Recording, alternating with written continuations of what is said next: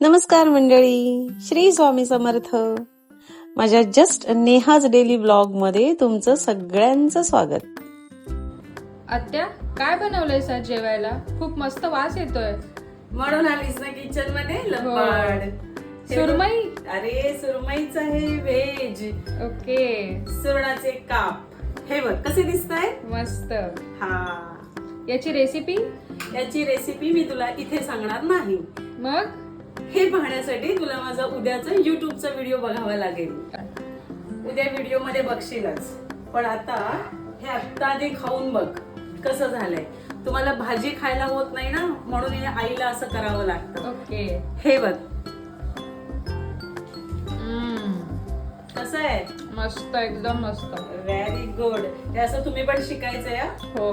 हे पहा, असा हा सुरण स्वच्छ करून त्याची छान कापं केली.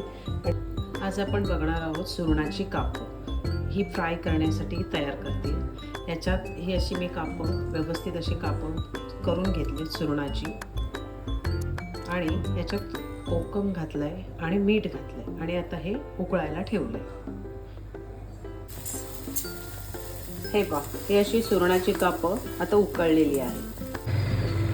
सुरणाला खाज असते, त्यामुळे थोडं कोकम आणि मीठ घालून जर अशी सुरणाची कापं आपण आधीच उकळून घेतली तर खाताना जिभेला आणि घशाला खवखवणार नाही.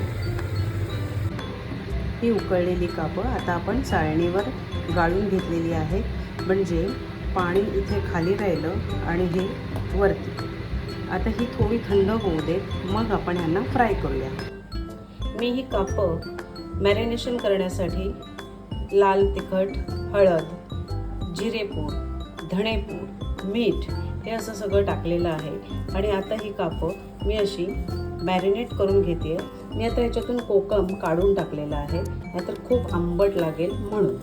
सो मी आता ह्यांना असं छान मसाला, मीठ असं छान लावून घेते. तुम्हाला जरा हलकी तिखट हवी असतील तर तुम्ही अजून याच्यात मसाला घालू शकता.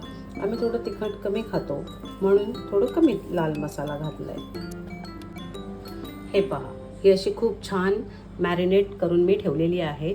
तर ह्याला जरा मीठ वगैरे सगळं नीट लागू दे. ह्याच्यात मीठ घालताना थोडी काळजी घ्यायची आहे, कारण हे उकळवताना सुद्धा आपण मीठ घातलं होतं.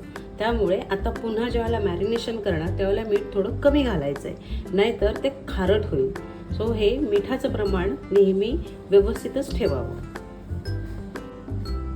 आता हे कापं आपण तव्यावर शॅलो फ्राय करणार आहोत. तर त्याच्यासाठी थोडं आपण तांदूळचं पीठ आणि रवा घेतलेला आहे.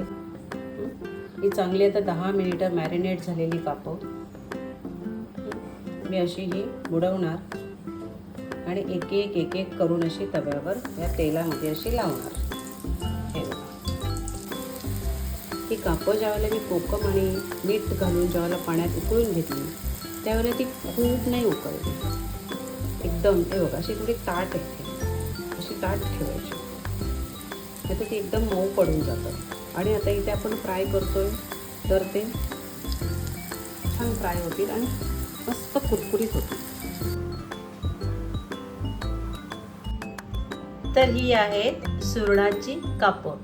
कशी वाटतायत बघा? आवडली ना? तुम्हीही नक्की करून बघा, तुम्हालाही आवडतील. थँक्यू.